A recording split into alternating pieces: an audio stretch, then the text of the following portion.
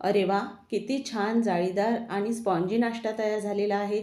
अगदी हातावर घेतल्यावर लगेचच कळतं की हा किती मऊ आणि हलका आहे म्हणून. असा नाश्ता रोजच्या घाईत पण पटकन होतो आणि एकदा खाल्ला की तुम्हाला तो परत परत करावासा वाटतो. आज मी तुम्हाला अगदी सोप्या पद्धतीने दाखवणार आहे. त्यामुळे व्हिडिओ शेवटपर्यंत बघा आणि रेसिपी तुम्हाला थोडी जरी आवडली तर एक लाईक करून चॅनललाही सबस्क्राईब करायला विसरू नका. आता इथे सर्वात आधी एका मोठ्या भांड्यामध्ये आपण मुरमुरे घेतलेले आहेत. वाटीने आपल्याला 2 वाट्या मोजून हे मुरमुरे घ्यायचे आहेत. ज्याला चुरमुरे म्हणून सुद्धा ओळखलं जातं, आपण जे चिवड्यामध्ये वापरतो. तर इथे वाटीने 2 वाट्या आपण मोजून घेतलेले आहेत मुरमुरे. आता यामध्ये पाणी टाकून आपल्याला हे मुरमुरे स्वच्छ धुवून घ्यायचे आहेत आणि मुरण्यासाठी सुद्धा ठेवायचे आहेत. तर यामध्ये सुरुवातीला बघा असं भरपूर पाणी घालायचं आहे आणि हाताने मुरमुरे बघा हलके असल्यामुळे ते वरच तरंगतात. त्यासाठी असं पूर्ण पाणी टाकून आपल्याला हे एकत्र करून घ्यायचे आहे, जेणेकरून त्यामध्ये पाणी भरलं जाईल आणि ते छान भिजले जातील. तर आता इथे 5 ते 7 मिनिटामध्ये मुरमुरे चांगले भिजले जातात आणि इथे तुम्ही बघू शकता पहिल्यापेक्षा जे मुरमुरे आहेत आकाराने कमी झालेले आहेत, म्हणजे त्यामध्ये पाणी हे भरल्या गेलेलं आहे आणि पाणी भरल्यामुळे बघा ते इथे तुम्हाला कमी प्रमाणात दिसत आहेत. आता आपल्याला बघा पूर्ण यामधलं पाणी काढून घ्यायचं आहे. तर असं मी झाऱ्यावर घेतलेले आहेत मुरमुरे किंवा हातानेही तुम्ही त्यातलं पाणी थोडंफार दाबून काढून घेऊ शकता. तर आता हे आपण पाणी काढून घेतलेले मुरमुरे मिक्सरच्या भांड्यामध्ये घालून घेणार आहोत. याच पद्धतीने सर्व मुरमुरे आपल्याला पाणी काढून मिक्सरच्या भांड्यात घालायचे आहेत. आता यामध्ये आपल्याला रवा घालून घ्यायचा आहे. तर त्या सारख्याच वाटीने आपण एक सपाट वाटी भरून इथे रवा घेतलेला आहे. म्हणजेच 2 वाट्या मुरमुरे त्यासाठी एक सपाट वाटी भरून रवा घ्यायचा आहे आपल्याला. तर आता यामध्ये आपल्याला दही, ताक जे असेल तुमच्याकडे ते दोन्हीही तुम्ही वापरू शकता. तर इथे माझ्याकडे दही होतं, पण थोडं पातळ असं होतं. घरचं असल्यामुळे थोडं हे पातळ आहे. तर आता आपल्याला ते अर्धी वाटी यामध्ये घालून घ्यायची आहे दह्याची. तुम्ही ताक जर असेल तर ताकही अर्धी वाटी घेऊ शकता. तर आता आपल्याला हे सुरुवातीला सर्व बारीक करून घ्यायचं आहे, पाणी न टाकता. एकदा फिरवून घेतल्यामुळे मुरमुरे छान व्यवस्थित असे बारीक होतात. तर इथे बघा एकदा आपण पाणी न घालताच फिरवून घेतलेलं आहे. आता त्या सारख्याच वाटीने इथे आपण यामध्ये पाणी घालणार आहोत. सुरुवातीला अर्धी ते पाऊण वाटी पाणी घालूयात. हे उरलेलं जे पाणी आहे हे बाजूला ठेवूया, आपण हे नंतर वापरणार आहोत. तर आता हे छान बारीक करायचं. यामध्ये मुरमुऱ्यांचे कण अजिबातही राहायला नको.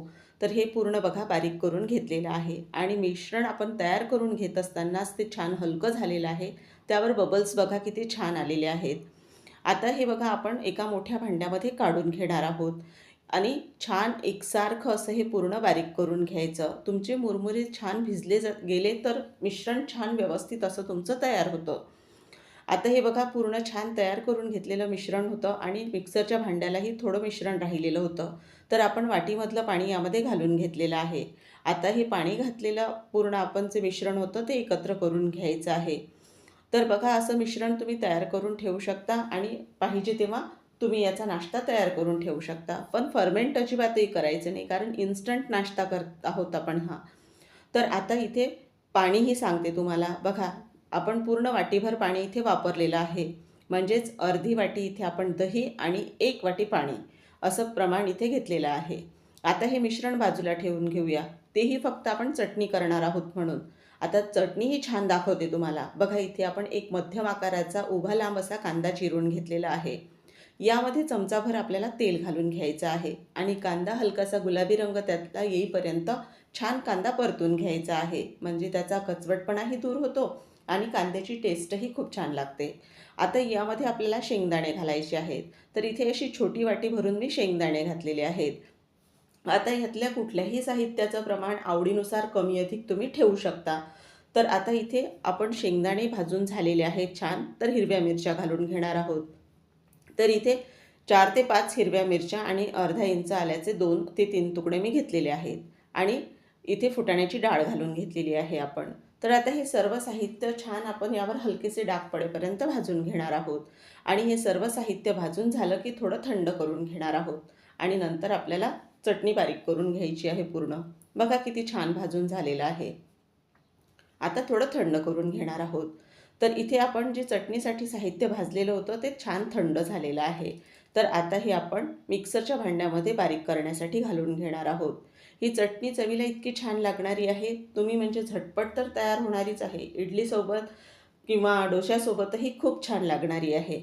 तर आता यामध्ये कढीपत्त्याचे भरपूर असे पाने घातलेले आहेत आपण. त्याचबरोबर थोडी कोथिंबीरसुद्धा घालून घेऊया आणि इथे आपल्याला यामध्ये मीठ घालून घ्यायचं आहे. त्याचबरोबर इथे मी थोडी छोटी अशी चिंचसुद्धा वापरलेली आहे. चिंच नसेल तर लिंबाचा रस वापरला तरीही चालेल. आता इथे गरजेनुसार पाणी घालून चटणी छान बारीक करून घ्यायची. इथे बघू शकता चटणी बारीक करून आपली झालेली आहे. आता या चटणीवर तडका तयार करण्यासाठी 2 चमचे तेल गरम होण्यासाठी आपण ठेवलेलं आहे. तेल गरम झाल्यानंतर यामध्ये 1 लाल सुक्या मिरचीचे काप, मोहरी, जिरे, चणा डाळ आणि उडीद डाळ प्रत्येकी पाव चमचा आपण घेतलेला आहे. आता हा तडका आपल्याला या चटणीवर घालून घ्यायचा आहे. बघा आपली चटणी आपल्या नाश्त्यासोबत खाण्यासाठी अगदी तयार झालेली आहे. पण वरून थोडी आपण बारीक चिरलेली कोथिंबीर घालणार आहोत. म्हणजे अधिकही चटणी दिसायलाही छान दिसेल आणि चवीलाही छान लागेल. तर आता ही चटणी एकत्र करून घेणार आहोत आपण. आता आपला जो नाश्त्यासाठी मिश्रण आपण तयार केलेलं होतं ते बघूयात. तर इथे माझ्या ज्याने मीठ घालण्याची जी क्लिप होती ती शूट करायची राहूनच गेलेली आहे. तर मीठ यामध्ये घातलेलं आहे बरं का. आता हे सर्व एकत्र छान करून घेतलेलं आहे आणि मिश्रण तुम्ही इथे बघू शकता किती छान असं तयार झालेलं आहे.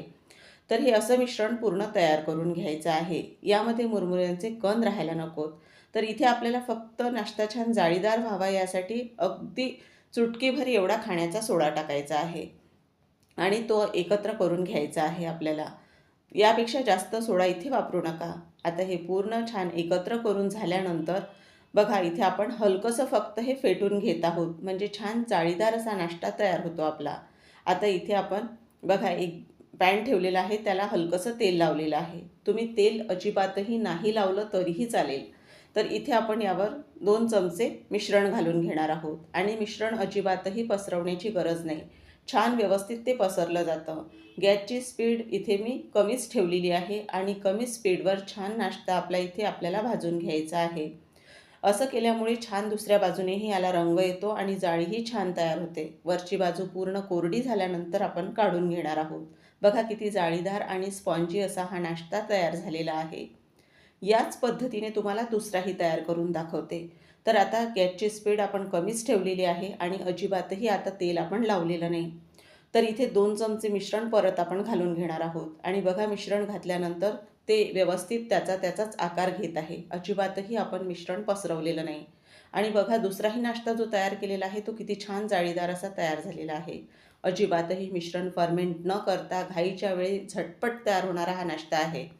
तर इथे दुसराही आपला जो नाश्ता आहे तो तयार करून झालेला आहे. याच पद्धतीने राहिलेला जो नाश्ता आहे आपला तो आधी करून घेणार आहोत आपण. तर सर्व नाश्ता आपला तयार करून झालेला आहे आणि तुम्हाला जवळूनही दाखवते किती छान जाळीदार तयार झालेला आहे. अजिबातही कुठेही चिकट, चिवट किंवा बघा असा कडक झालेला नाही आहे ना. अगदी झटपट तयार होणारा हा स्पॉन्जी जाळीदार नाश्ता तर तुम्हीसुद्धा नक्की करून बघा. खरंच सांगते घरच्यांना इतकं आवडेल की तुम्हाला परत परत हा नाश्ता तयार करायला लावतील आणि कितीही घाई असली तरी तुम्हीही अगदी झटपट करायला घ्याल.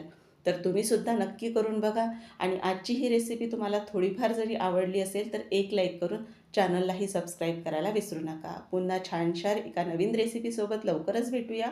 तोपर्यंत धन्यवाद.